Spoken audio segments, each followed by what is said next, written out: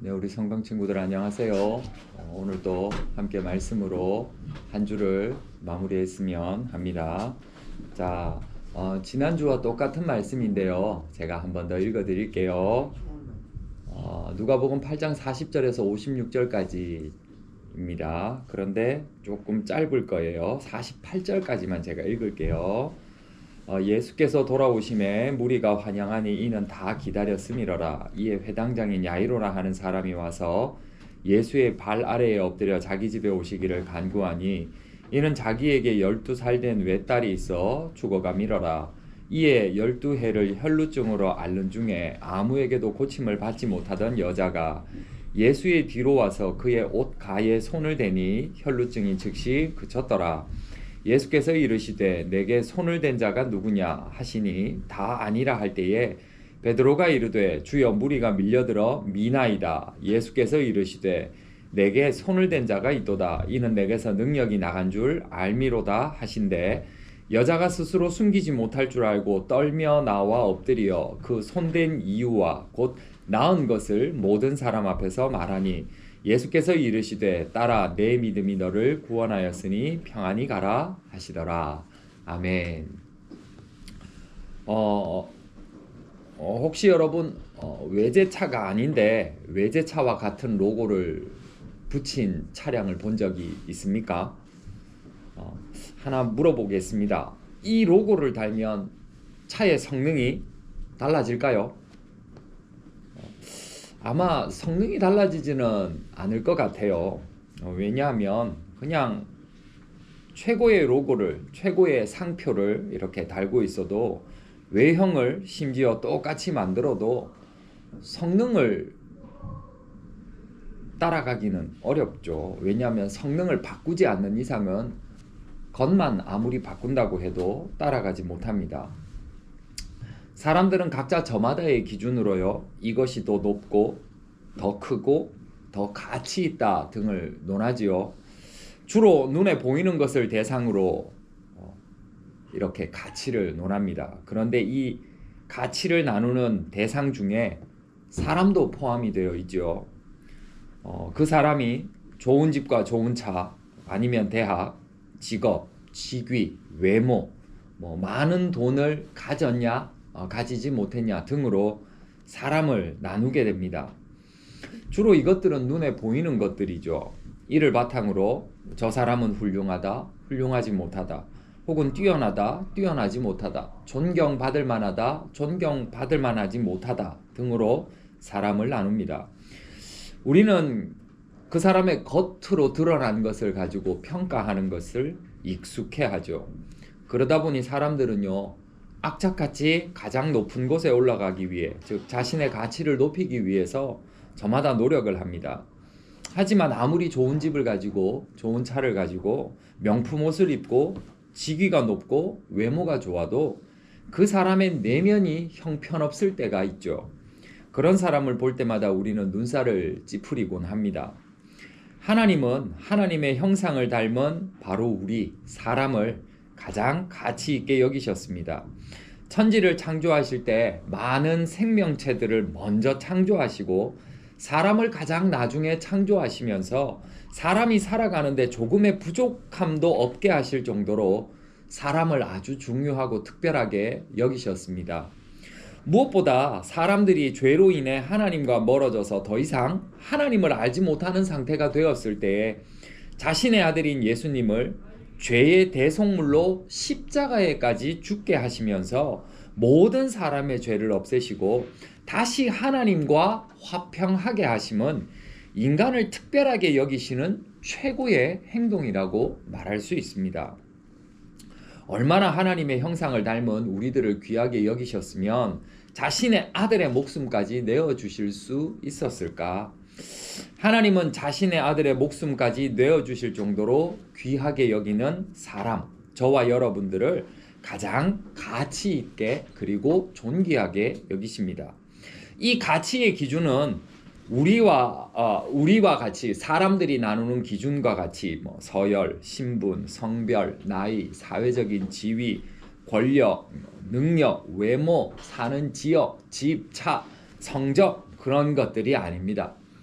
하나님은 내면을 보십니다. 마음을 보시죠. 사울 왕이라고 있었습니다. 그는 외모적으로 다른 사람들보다 머리 하나가 더 있을 정도로 피지컬이 뛰어난 사람이었습니다. 그리고 누가 보더라도 저 사람은 정말 왕이 될 상이야 라고 말할 정도로 그는 외면적으로는 정말 뛰어난 사람이었죠. 하지만 그는 하나님으로부터 외면당합니다. 마음에 하나님이 없었기 때문이죠. 하나님은 오히려 외모적으로는 사울보다 덜 뛰어난 평범한 양치기였던 다윗을 더 특별하게 여기셨습니다. 오늘 등장하는 여인뿐만 아니라 지난번에 살펴봤던 백부장, 회당장 이들도 마찬가지입니다. 특별히 백부장과 회당장은 이 시대 사람들이 볼 때는 무엇 하나 빼놓지 않고 다 가진 사람들이었습니다. 그러나 이들은 예수님의 놀라운 기적을 경험하게 되죠. 이들이 외형적으로 뛰어났기 때문에 그렇지 않습니다. 이들의 내면이 특별했기 때문입니다. 이것을 확실하게 보여주는 장면이 바로 오늘 이야기하고 싶은 장면이죠. 한 여인이 백부장 회당장과 같이 놀라운 기적을 경험하게 됩니다. 어떤 기적입니까? 예수님의 옷 가를 만졌습니다. 그랬더니 몸에서 나는 피가 멈춰버렸습니다. 지금까지 그것을 치료하기 위해서 얼마나 많은 수고를 했을까요? 여러 병원도 가봤을 것이고 여러 사람의 도움도 구했을 것입니다. 그러나 도무지 몸에서 흐르는 피가 멈추지가 않았죠. 그래서 이 여인은 유일하게 남아있는 마지막 소망, 예수님이면 나의 모든 내가 가지고 있는 이 몸에서 피가 흐르는 것을 멈춰주실 수 있다라는 그 믿음을 가지고 예수님께 나갔습니다. 그런데 이제 막상 예수님 앞에 나가니까 엄청나게 많은 사람들이 예수님을 둘러싸고 있어서 차마 입을 열어서 예수님 나 좀 고쳐주십시오 라고 말하기가 어려웠던 것 같아요.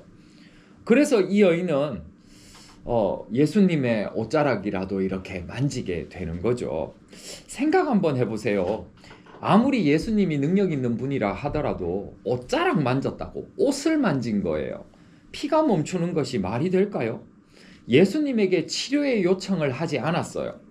그런 그녀가 이런 치유의 놀라운 기적을 경험한 이유는 그녀가 외형적인 어떤 특별함을 가지고 있기 때문이 아니었습니다.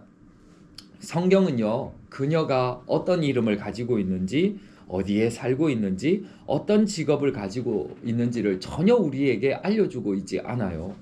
단 하나 그녀가 앓고 있는 병만 이야기해주고 있습니다. 이전에 나열했던 백부장, 회당장, 그리고 오늘 이야기하는 여인의 공통점은 외형적인 게 절대 아닙니다. 거기에는 교집합이 없어요. 오직 하나, 내면에 예수님이 지금 내가 가지고 있는 이 문제를 해결해 주실 수 있다라는 믿음, 그 믿음 때문에 이들은 놀라운 기적을 경험하게 된 거죠. 현재 나를 한번 살펴봅시다. 내가 뛰어난 것이 무엇이 있습니까? 특별한 것이 무엇이 있나요? 정말 학교에서 이렇게 많은 친구들 보면 몇몇 친구들은 자기가 정말 잘나고 뛰어나는 존재라고 생각하는 친구들이 있어요. 겸손은 도무지 찾을 수가 없고요. 아무것도 가진 것이 없어 보임에도 교만이 하늘을 찌르는 경우가 너무나도 많이 있더라고요. 성경은 우리에게 분명히 이야기하고 있어요. 교만한 사람은 아무것도 얻지 못한다. 반면 겸손한 사람은 하나님의 은혜를, 축복을, 그리고 놀라운 기적을 경험하게 된다. 소유의 유무가 기준이 아닙니다. 신분의 높고 낮음이 기준이 아니에요. 외모가 기준이 아닙니다. 부모님의 직업이 기준이 아니고요. 오직 겸손과 교만이 기준이 됩니다. 겸손한 사람이 누리는 복이 있음을 우리가 기억했으면 좋겠어요. 겸손함은 마음의 진실함입니다. 하나님께서 유일하게 나에게 큰 은혜를 베풀어 주시는 분임을 믿는 믿음입니다. 진실한 마음을 가진 여러분들이 되시기를 바랍니다. 그럴 때 여러분들은 하나님께서 베풀어 주시는 그 기적을 경험하는 특별한 사람이 되게 됩니다. 여러분들이 이것들을 꼭 기억했으면 좋겠습니다. 자, 광고와 기도를 드리겠습니다. 매주 월요일 점심시간 식당 앞입니다. 식당 앞에서 기도 모임이 있습니다. 기도에 관심 있는 친구들 많은 참석을 바랍니다. 거기에 교감 선생님이 이렇게 계실 거예요. 그러면 거기에 모여서 같이 이렇게 둥글게 손도 잡고 아니면 둥글게 모여서 기도를 합니다. 우리 친구들 그렇게 많은 시간 뺏지 않으니까 함께 모여서 기도했으면 좋겠습니다. 예, 수요일 점심시간 수요 학생 예배 있습니다. 많은 참석을 바랍니다. 말씀 듣고 우리의 삶이 변화되는 그런 시간 되기를 바랍니다. 많이들 와주세요. 자, 오늘 아침 기도 제목을 가지고 간 친구들을 위해서 기도하겠습니다. 여러분들이 필요로 하는 하나 또는 둘 이상의 기도 제목을 가지고 이렇게 가시면 되고요. 자, 제가 기도하겠습니다. 자, 우리 눈을 감고 손을 모으고 기도할게요. 하나님 아버지, 감사를 떼간 친구들을 위해서 기도합니다. 욕심은 감사하지 못하게 합니다. 우리 사랑하는 친구들이 욕심보다는 현재 가진 것으로 만족하는 마음이 있기를 원합니다. 작은 것에도 만족할 수 있는 담대함을 주십시오. 작은 것에도 만족할 수 있는 평안을 주십시오. 하나님, 진학을 떼간 친구들을 위해 기도합니다. 지금 무엇을 해야 하고 어떻게 미래를 준비해야 할지에 대한 걱정과 염려가 있습니다. 하나님께서 그 친구들을 좋은 길, 바른 길로 인도하여 주십시오. 시대를 따르는 자가 아니라 하나님께서 주신 비전을 따라 걸어가는 그런 멋진 사람들이 될 수 있도록 도와주십시오. 하나님, 용기를 떼간 친구들이 있습니다. 두려움 때문에 해야 할 일들을 하지 못하고 있습니다. 용기가 없어서 나를 해롭게 하고 더 나은 미래로, 하나님께서 주신 복된 미래로 나아가지 못하게 하는 그런 잘못된 선택을 하고 있습니다. 하나님, 그 두려움을 이겨서 올바른 선택을 할 수 있도록 도와주시옵소서. 하나님, 성실을 떼간 친구들이 있습니다. 자신과 타인에게 당당하고 떳떳한 거짓 없이 살아가는 친구들이 되기 원합니다. 단 한 번의 성실이 아니라 꾸준한 성실로 살아갈 수 있도록 도와주시옵소서. 하나님, 열정을 떼간 친구들이 있습니다. 나를 위해 결정한 많은 것들이 시간이 지날수록 희석되어집니다. 작심삼일인 결심들이 너무나도 많습니다. 다시 첫 마음이 생기도록 도와주시옵소서. 과거뿐만 아니라 현재 정한 뜻을 다시금 실천하는 그런 사람들이 될 수 있도록 도와주시옵소서. 하나님 아버지, 우리의 생각과 마음과 눈은 보이는 것을 추구하기를 원합니다. 그러나 우리의 본질은 내면에 있음을 기억하게 하여 주시옵소서. 하나님께서 우리의 외모가 아닌 내면을 보신다고 했습니다. 우리의 내면을 하나님으로 채울 수 있게 하여 주시옵소서. 그로 말미암아 하나님께서 베푸시는 기적의 은혜에 동참하는, 구원의 기쁨에 참여하는 우리 사랑하는 성광의 친구들이 되도록 도와주시옵소서.